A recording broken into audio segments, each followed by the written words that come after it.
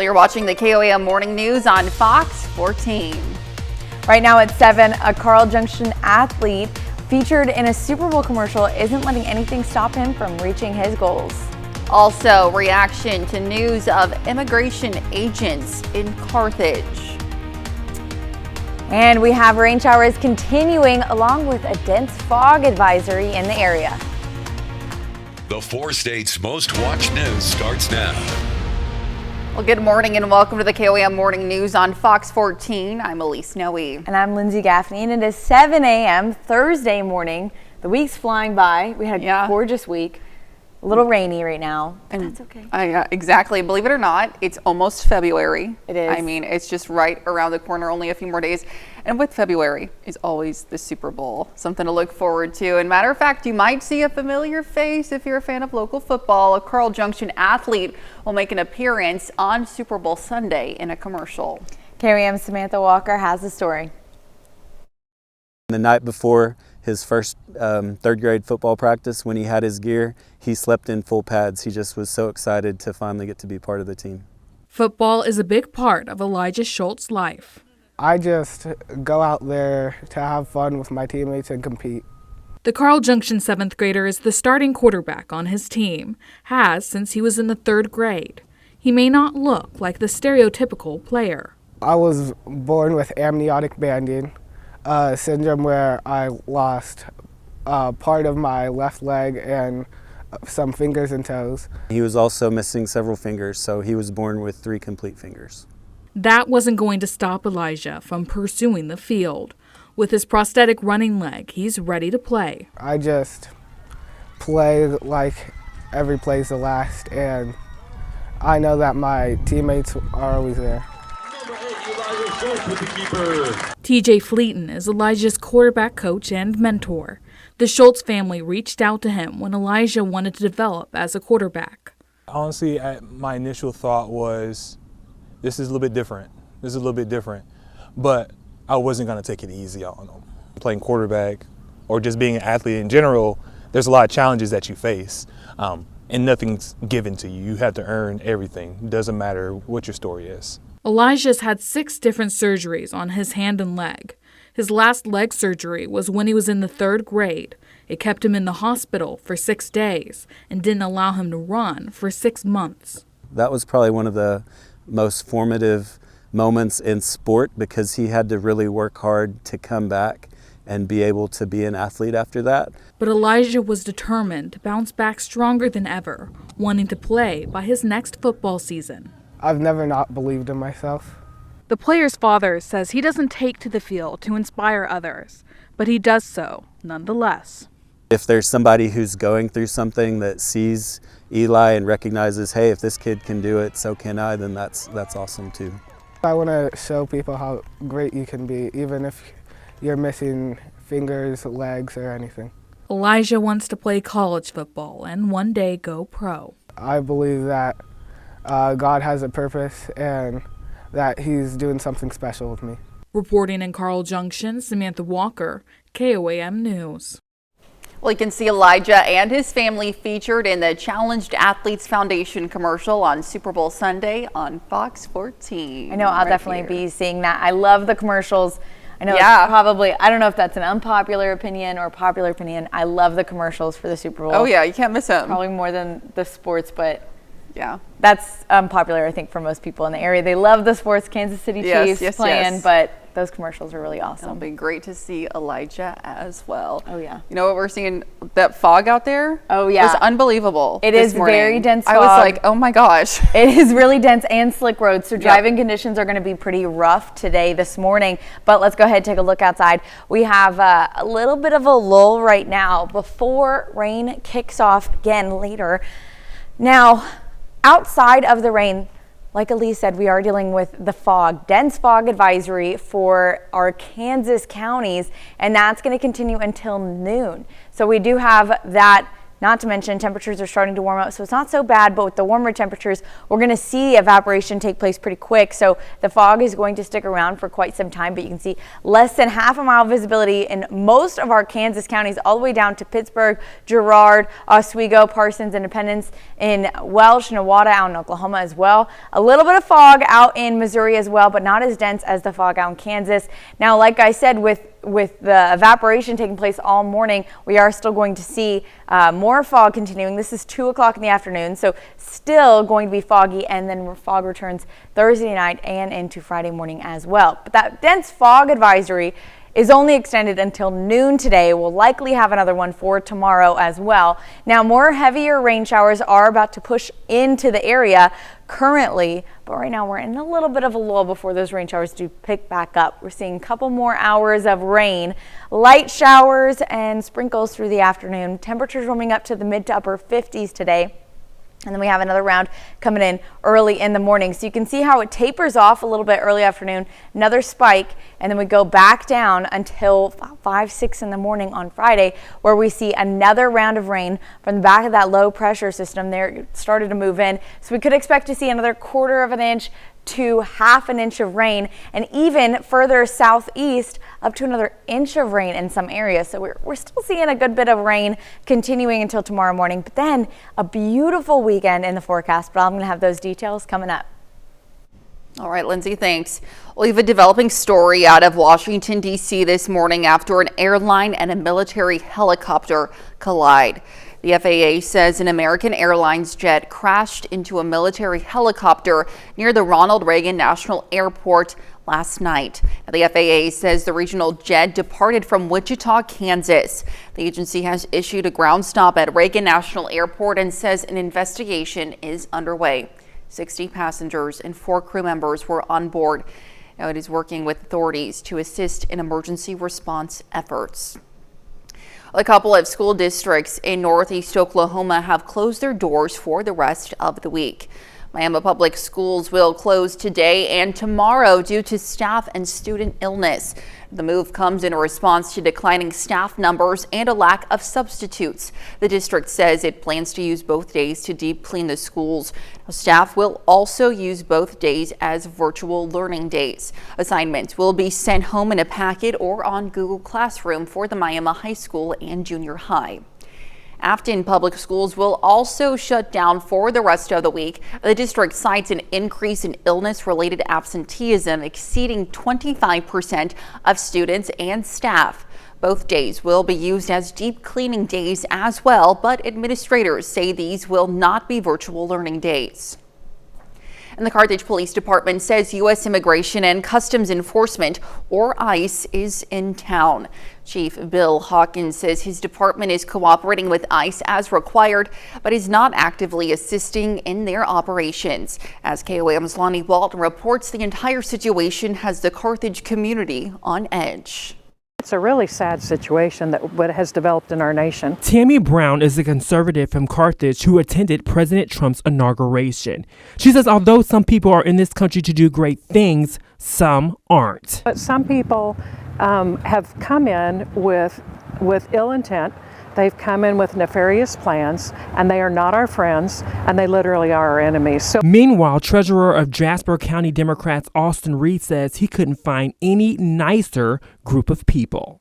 Every immigrant I have met has treated me with nothing but kindness and respect, and I cannot say the same for just normal U.S. citizens that I have had to interact with. Tammy Brown says everyone is welcome in this country as long as they enter legally. But they have to come in under the rule of law. I think America is a country of immigrants. It shouldn't matter if they have paperwork or not, they're still people. Reed says there is already a procedure in place for those entering this country. That's why 90% of drugs are seized at the border. There is a vetting process. If other countries require me to show my proper ID and my proper documentation, then I want to require that in my nation. Reed says this riot situation can hurt small businesses. And if they are legal residents, they're not showing up to work now because they're scared. Come in legally, because we've had many, many immigrants that have done that for decades. Reporting in Carthage, I'm Lonnie Walton, KOAM News.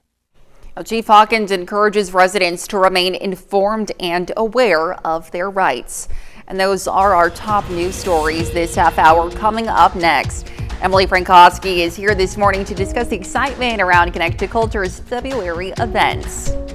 Well, Emily Frankowski from Connect to Culture joins us this morning to share the exciting plans for February. Good morning. Happy to have you.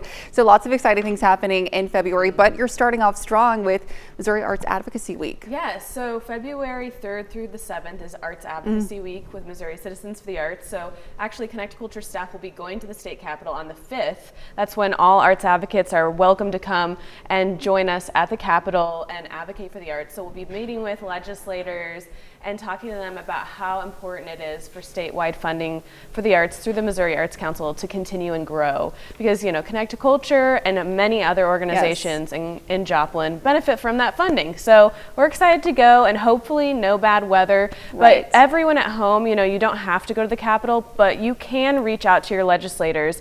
You can call them, email them, and just let them know. Snail mail, who knows? Write them a little snail mail and make them a piece of art on it, but just tell them how much you value the arts. Yes, so, absolutely. Yeah. Well, after that week, you will also be having a production of Somebody Loves Your Mr. Hatch. Talk to me about that. We've got 3 amazing shows in February, so action-packed. But February 8th, this is a show that is just so touching to your heart. Somebody Loves You, Mr. Hatch by Eileen Spinelli. It's going to be presented by the Axis Theatre Company out of Canada. Oh, wow. That we're bringing, you know, all the way from Canada. But they're a professional acting company, and it's 3 actors who play over, I think, 8 characters. Okay. And Mr. Hatch, he lives kind of a dreary life, and he doesn't have a lot of friends, but one day he receives a Valentine that says, somebody loves you. And just this act of kindness changes his entire world. And there's just so many benefits for young kiddos, you know, going to live theater and learning just different life lessons and learning about kindness and making others, you know, feel comfortable and having empathy. And so it's just so adorable. Every time I've seen it, it just touches my heart, brings you to tears, but it's just such a touching play. So I hope that everyone will join us for that on the 8th, you know, young and old alike. You know, like I said, I actually really enjoyed it, and I am not a child, so that I know of. Maybe young at heart, but it's really fun. So that one's coming up. Then we have St. Louis Theater coming. Which is just an amazing show of athleticism from these dancers from St. Louis. It's a professional ballet company, and we're really excited because it is difficult to bring ballet. You know, there's so many people involved. You have to have special flooring to make sure that they are, you know, very safe while they're dancing. But we're going to be having a master class the day before for that's exciting. for advanced and intermediate dancers. So if you want to be a part of that, very limited attendance, but call us up. Absolutely. But just so much fun to maybe have a Valentine's date night on February 15th and go to the ballet. And then after that, we've got Dallas String Quartet on the 22nd, and we've had them before, but they're coming back for their Strings Unleashed concert, and they'll be playing, you know, your classical string quartet instruments, but they're electric. And they have a drummer and a guitarist with them as well. But, you know, here you see them kind of a Bridgerton-esque style, but that's very much them. You know, they kind of turn string quartets on their head, and they play, you know, lots of contemporary tunes. So it's just a lot of fun. We've had them before, like I said. They did a Christmas show. So this is kind of more of a contemporary, just fun pop music through string instruments. Fun. So I definitely think, you know, this is a month to definitely come on down to the Cornell Complex, see Connect to Culture, and all the performances we've got. And then, you know, browse connecttoculture.org for all of the Joplin area's arts and cultural opportunities. And maybe tell your legislator how much you value those. Absolutely. Well, Emily, as always, thank you so much for being with us this morning. And as she mentioned, for more information on Connect to Culture events, you can check their website. That information is located at the bottom of your screen. Stick around. Lindsay's back with a check of your forecast when we return. Well, you can see downtown Pittsburgh still a little rainy out there. Roads are slick. They're going to continue to be slick along with the fog. So it's kind of making up for pretty dangerous driving conditions through the morning because we have dense fog, especially out on the Kansas and Oklahoma side, less than half a mile visibility. And that's going to continue through most of the morning. Now heading into about noon, we're still seeing some patchy dense fog out there because we're not really clearing up. We are still going to see those scattered rain shower chances continuing with warmer temperatures and evaporation. It's just going to continue all afternoon, 3 o'clock, and then heading into tomorrow morning as well. So we do have a dense fog advisory until noon today, but we'll likely have another one kicking back up for tomorrow as well. Now, heavy rain starting to push in. It's been taking its time. We've seen some patches of heavier rain out near Neosho, Goodman, Pineville, Bentonville, Cassville. Now, south of I-44, but further north, we're going to start to see some more rain showers in the next coming hours. So about 47 degrees to start off the morning. We're in the upper 40s, starting to warm up a little bit. Still, that fog is going to be an issue and light rain showers. And then those rain showers do stick around. We're going to have isolated rain showers in the afternoon, so you might not see any rain. It might just be overcast, but temperatures are going to get up to the upper 50s. Now we're seeing a few more showers passing by, heavier rain in some spots. Not expecting really any thunderstorms. Might get a little rumble of thunder here and there, but really it's just going to be some heavy rain showers passing. So this is about 10 a.m. Heavy rain shower moving to the Joplin area, out of Bella Vista into Cassville, Nevada, Fort Scott area, Parsons, and into Chanute as well. And then another round moving from Parsons all the way down to Bella Vista about 11 a.m. So we're just going to have these rounds of rain that continue to move northeast. Dying down a little bit, but we're going to see some isolated lighter showers throughout the afternoon. So this is about 3:30. Heavier rain in the northwest. That's going to continue. Some showers spike up over there in the northwest, Butler, Fort Scott, Nevada area. And then heading into Friday morning, that low pressure system rotates back around and we're going to have this line of showers moving back in, starting off strong and then dissipating by the time it makes it to our central counties, more of the Joplin metro, pretty light showers. And then the clouds clear, temperatures warm up to the mid to lower 50s, and then we're going to see clear skies, winds out of the north heading into Saturday morning. Now we're not expecting a ton more rain, still maybe about 1/10 of an inch to an inch of rain, 1/10 of an inch further out to the west and about 1 inch of rain further out to the east. So we're still seeing a good bit of rain left. Now tomorrow, like I said, low 50s, clouds clear out midday. By about 3 p.m., we're still seeing some cloudy skies, but mostly starting to clear, and then clear skies as we head into the weekend. Like I said, it is going to be a beautiful weekend. 60 degrees on Saturday, 65 degrees on Sunday, and you can see mostly sunny skies. Now, we do have another round of rain chances for pretty much all week next week, starting Monday, evening showers, isolated pop-up showers. Tuesday, scattered showers throughout the day. Wednesday, heavier showers towards Wednesday evening and into early Thursday morning. And then we're going to see a bit of a warm up as we head into Friday with another round of scattered shower chances Friday and Saturday. So we're going to see rain continuing for us right now until Friday morning, about 7-8 a.m. Then clearing out to have a great Friday night and an even better weekend in the 60s before another rainy weekend approaches next week. That's Look Forecast. We'll be right back. Welcome back. The Neosho 2025 ArtCon is scheduled for this Saturday. We have Josh Novak, one of the organizers, here with us this morning to share about all the exciting activities and what's in store for the event this year. Good morning. Good morning. Happy to have you here. Thank you. So talk to me about ArtCon and everything that's in store. Yeah, so it is an all-day event and it's only Saturday, so it's from 10 to 5. Entry fees are only $5, Okay. and kids 5 and under are completely free. It is definitely an all ages event, and so we have numerous activities planned. So we have cash prizes for cosplay, we have cash prizes for esports, Super Smash Brothers, we have Dungeons and Dragons, Magic the Gathering are all like expanded sets. You could come with just the want to play and we'll enable you to do so. We have 90 different vendors and activities throughout the area. We also have some special guests in attendance as well. So. Incredible. So talk to me a little bit, just kind of how important and also cool it is to bring this convention to Neosho, just, you know, as a member of the Neosho Arts Council as well. It's really a fantastic opportunity, and it's one of the reasons why we do it is to bring this to our area. One of the things that we really want and desire is just more community, more involvement in the arts, and ArtCon is just kind of our big event for the year, and it's literally right at the start, so it's really fantastic. Absolutely. Talk to me a little bit about how it's kind of grown over the years Mm-hmm. and maybe a little bit about what's different this year as well. Yeah, so we started relatively small, around 1,000 attendees, and now we're bursting at over almost 2,000. That's great.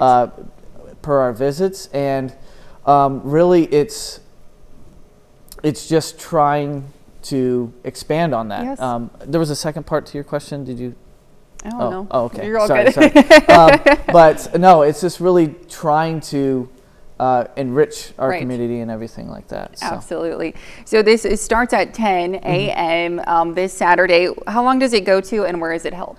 Yeah, so it's at the Neosho Junior High. It starts at 10 a.m., ends at 5 p.m.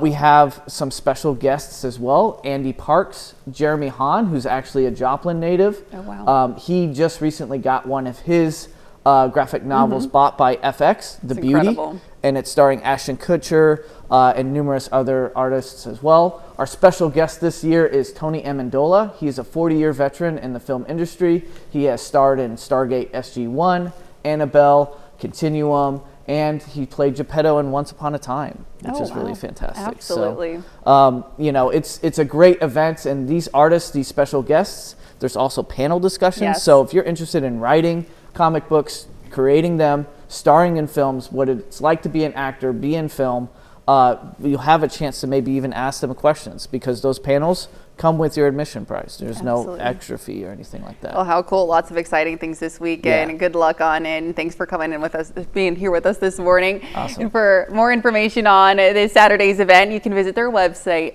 and Facebook page. Stick around. We'll be right back.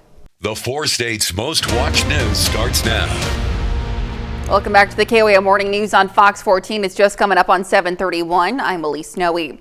Southeast Kansas Recycling Center has plans to revamp. The nonprofit brings in about 900 tons of recyclable materials annually, helping prevent the Pittsburgh landfill from overfilling and releasing pollutants into the community.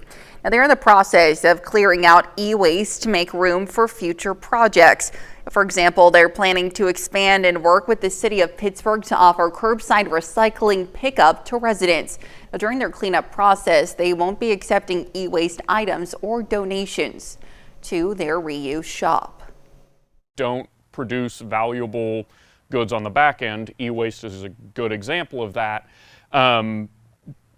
We accept them with the idea in mind that we're trying to keep materials out of the landfill. The recycling center is accepting volunteers from February to March to help with the cleanup process. The Vicuna Brooks Healthcare Foundation cuts the ribbon on a brand new event and community resource center yesterday. The Coyle Center will feature health and wellness programs focusing on things like healthy lifestyles, nutritious eating, and fostering strong, healthy families. We have a mammogram program. We pay for mammograms for anyone who can't afford it. We have a diaper program, and we pay for diapers if you can't afford them. And so this gives us a space to be able to run those programs, but also have other programs. So we have nutrition and cooking classes, we have parenting classes, and we're partnering with other groups around the community that has that. Yesterday's event included a public open house. Now let's head over to Lindsay for a quick look at your forecast. Well, we're still getting some more rain showers over the next few hours and into early tomorrow morning. We could see another 1/10 of an inch to almost an inch of rain. Tomorrow, temperatures getting into the low 50s. We're going to be mostly cloudy throughout the day, but clearing out for the afternoon. And then we have another warm up as we head into the weekend. Thursday, we're seeing temperatures getting up to today we're getting temperatures up to the upper 50s to mid 50s. Tomorrow, getting to the low 50s. Overnight lows are going to be in the 40s, and then we have that warm up coming up in the forecast. I'm going to take a closer look at all of this coming up. All right, Lindsay, thanks. KOAM photojournalist Trevor Lewis is on an exciting adventure capturing the charm and unique stories of our area's small towns. This morning, he explores the hidden gems of Sheldon, Missouri. I've been here all my life. I have seen it grow, and I've seen it regress, and we're back to a growth mood, so glad to see that. There's a lot of activities associated with the school. We have a very good school system. There's lots of ball games and different things, activities that the kids can do. I think that there's no lack of things for children to do as far as the school is concerned. Sheldon's a great place to live. I think it's a great place, excuse me, to raise your children because there is a good school system and there's lots of people that invest in the children. If there's a need, we can usually pull together a pretty good support system and try to help people out. The town was founded in 1881 and has a population of 436. And that's a look at our top news stories coming up this half hour on the KOAM Morning News. A college professor experiments with new methods to engage students. In Consumer Watch this morning, union membership hit new lows in 2024. According to the Labor Department, more than 14 million American workers were in unions last year. The share of workers in unions dropped to 9.9%, slightly less than the year prior. The private sector lost about 184,000 members, while the public sector gained about 15,000 members. Well, it's a rarity for Tesla. The Elon Musk-led automaker missed its earnings estimate for the last quarter of 2024 amid weak sales and revenue. Now, the automaker had already said it had its first annual sales drop in its history last year, but the company's quarterly revenue was about $1.5 billion less than expected. The earnings miss comes as Tesla faces increased competition from other electric vehicle automakers in the U.S., China, and Europe. The Federal Reserve yesterday made its first interest rate announcement of 2025 and the central bank's first during the new Trump administration. Karen Kaifa is in Washington with a look at what it means for borrowers now and going forward. The Federal Reserve holding its benchmark rate steady amid lingering concerns about inflation. In support of our goals, today the Federal Open Market Committee decided to leave our policy interest rate unchanged. The slow and steady approach at odds with President Donald Trump's wishes, saying last week he wants the Fed to move swiftly. I'll demand that interest rates drop immediately, and likewise they should be dropping all over the world. But U.S. inflation is still above the Fed's target rate of 2%. With the labor market sturdy and consumers still spending, Greg McBride, chief financial analyst for Bankrate, says the independent Fed doesn't see economic urgency for lower rates. The economy, from a growth perspective, has continued to surprise to the upside. So there's nothing in the economy that's necessarily compelling the Fed to reduce interest rates or reduce them at a rapid clip. Amid talk of Trump's tariff proposals that could lead to higher prices and immigration policy reforms that could upend the labor market, McBride says the central bank will continue to make decisions driven by data, not speculation. And borrowers looking for more relief on interest payments will have to wait. Interest rates are not going to come down fast enough or soon enough to really ease the burden in a meaningful way. If you're carrying high cost debt like credit cards or even home equity lines of credit, many of which are in double-digit interest rate territory, you need to stay on offense, be aggressive about paying down that debt because you can't sit back and wait for lower interest rates to come along. In Washington, I'm Karen Kaifa. And those are our top consumer stories. Let's take a look at the market prices before the opening bell.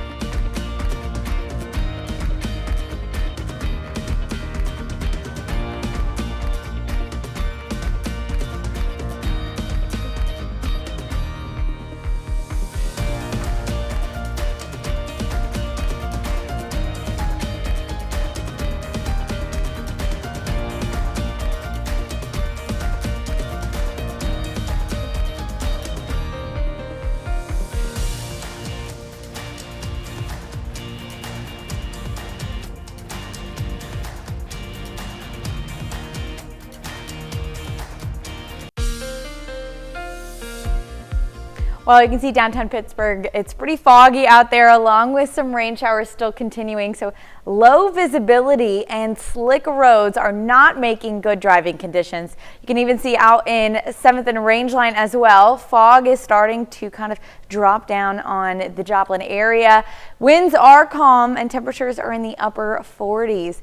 Now that dense fog is mostly for our Kansas and Oklahoma counties continuing through most of the day, but we're going to have this patchy fog throughout most of our region due to the evaporation of all of the rain that we're seeing. Now, our dense fog advisory has been extended into parts of Oklahoma as well, and all until about noon today. So mostly Kansas and Oklahoma, that dense fog, less than half a mile visibility throughout most of the day. Now, heavier rain showers are starting to push in south of I-44 right now, but going to continue to push into the area.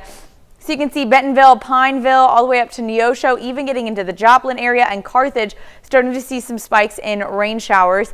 Now that's going to continue through most of the morning. So when you're starting your day, getting out of the house right about now in the next hour or so, you're still going to be met with some rain, definitely still going to be met with some fog, and temperatures are going to be in the upper 40s. Now for a high getting up to the upper 50s today, fog does dissipate for most of us, and we are still seeing a few isolated showers throughout the afternoon hours. So let's take a look at our future track. We're going to see these spikes of heavier rain showers just continuing from the south, moving northeast.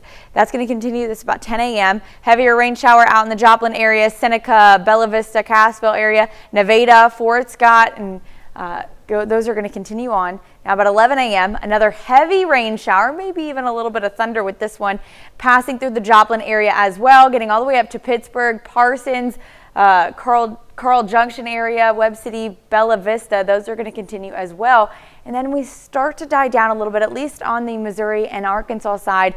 Now heavier rain showers still kind of sticking around through the afternoon on the Kansas side. Parsons getting up to Yates Center again, moving through the area and continuing to move off to the northeast. Now, then we go through a bit of a lull. Overnight lows just dropping down to the low 40s. And then you can see that next round of showers as the low pressure system rotates around, bringing in another round of heavy rain to our northern counties, but it dissipates by the time it hits the more populated areas, Joplin, Miami, Pittsburgh, and then continuing off. Now, clouds clear midday, temperatures warm up to the mid to lower 50s through the day. 50 in Nevada, 53 in Yates Center, 53 in Joplin, 57 in Veneta. So we are going to still be pretty decent temperatures. Friday in the afternoon is going to be mostly sunny as well. And then we see another spike in temperatures as we head into the weekend. 60 degrees on Saturday, 65 on Sunday, and it's going to be mostly sunny for the weekend as well. So we just have to make it through this rainy, dreary day today. Foggy as well, and that's likely going to continue through Friday morning as well as all of the rain starts to evaporate through the morning hours. So Friday, we're not quite out of the woods yet, still dealing with a few showers as well, still dealing with some fog. Temperatures only warming up to the lower 50s and evaporation. So it's going to be a little bit cooler, a little bit muggier out there on Friday, but this weekend looking gorgeous. 60 degrees Saturday, 65 on Sunday. Overnight lows dropping down into the 40s and upper 30s. And then we have scattered shower chances continuing through most of the week next week, with the heaviest chance of rain on Wednesday evening. That's a look at your forecast. We'll be right back. Well, a college professor is testing new ways to keep his students' attention during long lectures. Gary Baumgarten has more on how the method could translate to other environments as well. College lectures could be getting physical. Okay, yeah, so spread out, find some space. Scott Hayes, a psychology professor at The Ohio State University, is testing how short exercise breaks during his classes help combat a common human condition. We know that humans have a limited attention span, and that the longer they're on task, the more difficult they have kind of staying on task. A study authored by Hayes shows taking short breaks for exercise provides several benefits for students where focus is key. Students thought that the exercise breaks improved their attention. They enjoyed doing them. Hayes says he has tested exercise breaks with multiple class sizes, and each produced similar results. I've taught classes where the class size was around 20 students up to 93 students, and in both of those environments set up exercise breaks for the students. We were able to do them successfully in the class. The study also found out how well the breaks fit into the schedule of a college class. It is feasible for professors to implement an exercise routine in a group of, undergraduate as well as graduate students in kind of large settings. Hayes says the quick pauses in learning could go on to work in other areas as well. I think any time that you have people sitting for 30 minutes, an hour, 2 hours is potential for implementing exercise breaks to help with attention and focus and kind of reduce mind wandering. Gary Baumgarten, Fox News. You know, it's certainly interesting. We were talking during that story, like, I can't imagine doing, working out with my college classmates, but I mean, if science backs it up, I mean, I guess there's a benefit to it. I could see, yeah, they tell you, when you're doing studying, take little exercise breaks, kind of take a walk around. It kind of gets your blood flowing, gets your brain working again. So I could see that definitely being beneficial. Yeah, absolutely. Well, another thing that's going to be beneficial is the sunshine this weekend. We have to make it through today and tomorrow before we get to see that sunshine. But we still, the rain is beneficial too. Right, we can take a look outside and we'll see a few rain showers as well as that fog. You can see 7th and Range Line. The fog is descending onto the Joplin area. It is dense fog, less than half a mile visibility, along with slick roads and just these light showers. It is going to be really poor driving conditions over the next couple of hours. Now, a dense fog advisory until noon has been extended not only for Kansas counties, but also out in Oklahoma as well. But the rest of us are still going to see patchy fog throughout most of the morning. Now, we're starting to see some heavier showers pushing into the Joplin area right now, and then more heavy rain showers that are approaching the area. We'll be moving in the next couple of hours. Now, rain starts to die down as we head into early this afternoon. We have a bit of a lull later on this evening before another round of rain showers moves in the morning. Friday morning, as that low wraps around, we're going to see another round of heavier rain showers, especially in the northwest, dying down by the time it hits our central counties. So we just have a few sprinkles early in the morning, 6, 7 a.m. But you can see we have about 1/10 of an inch all the way to almost an inch of rain out in our eastern counties as the rest of the rain showers do continue to move through the area. So we do have still some more rain to get through, but Saturday 60 degrees, Sunday 65 degrees, and it's going to be sunny as well. So Friday, we're starting off, like I said, in the morning, a little bit of rain and still a little bit of fog, but midday, clouds clear, temperatures warm up to the low 50s, but they jump even more Saturday, sunny all day, 60 degrees, 65 on Sunday, and then we have another rainy week with just scattered rain shower chances kind of sprinkled throughout most of the week with the heaviest chances next Wednesday. That's Look at Your Forecast. We'll be right back. Well, here's a check of today's top headlines, the news you need to know before you head out the door.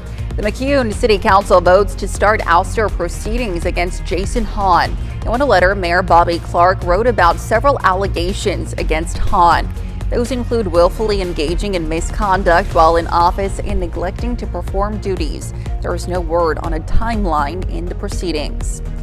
The Miami and Afton school districts have closed their doors for the rest of the week. Both schools will close today and tomorrow due to staff and student illness. Miami will also use both days as virtual learning days. Both days will be used to deep clean the schools. An American Airlines flight from Wichita, Kansas crashes into a military helicopter. The airline says 60 passengers and 4 crew members were on board. DC Police Department says multiple agencies were coordinating rescue operations in the Potomac River. FAA says an investigation is underway. And we have rain showers continuing through most of the day today, clearing out by this evening, and then another round early Friday morning before everything clears out. And we have temperatures warming up to the low 50s Friday, but 60 degrees Saturday, mid 60s on Sunday, and sunny all weekend. So this weekend is going to be gorgeous. Then we head into another rainy week with sprinkled rain shower chances kind of throughout the week, and then heavier rain on Wednesday. So we do have another rainy week next week, but I mean, just a great weekend right there in between there. Yeah, absolutely looks great. Well, hundreds of people in Scotland's Shetland Islands marched with burning torches alongside a replica Viking ship on Tuesday, and a tradition dating back more than 140 years. The highlight of the event, which marks the ancient Viking festival of Upphella AA, is burning of a replica Viking longship. The ancient ritual is held on the last Tuesday of January. Very cool. I don't know how I would feel if I was like walking outside to go on a walk and I just saw a bunch of people with torches like around a Viking ship or anything like that, but it's cool nonetheless and a great tradition. Oh yeah, it definitely is. I mean, I would like to, all these things we see on the mornings, I want to mark it off my bucket list. Right? They're all so interesting and fun things to do. But thank you so much for letting us put the good in your morning. We'll be back with more news and weather at noon. Have a great rest of your morning.